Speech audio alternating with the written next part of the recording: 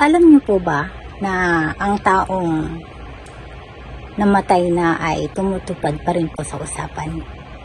Parang buhay pa rin po. Naniniwala po ba kayo dyan?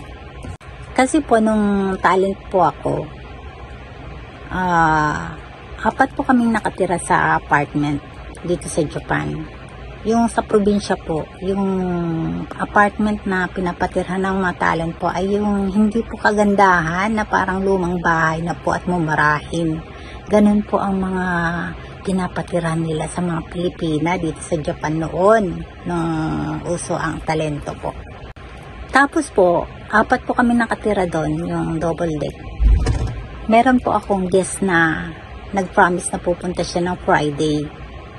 Pero po ang nangyari po, Thursday pa lang po ay tumawag na po yung boss namin sa trabaho at sinabing wala kaming pasok dahil namatay yung guest ngayon. Tapos po, nung Friday po, nag-promise siya ng Friday na dadalaw siya doon sa apartment namin. Ay, meron pong sasakyan. Yung sasakyan niyang itim na parang yung napakaitim po na sasakyan. At yung time na po yun ay umuulan ng malakas. Nagbubusina po. At nang sinilip namin po sa bintana ay sa kanya pong sasakyan yun talaga. Pero patay na po siya. Kaya po natakot po kaming apat. Naku po.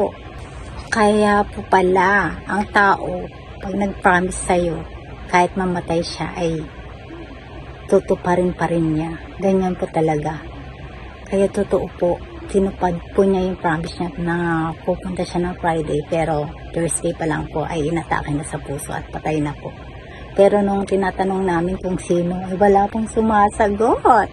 At pagsilip namin sa bintana ay biglang nawala yung sasakyan. Kaya po, nag-uwian po kami sa takot.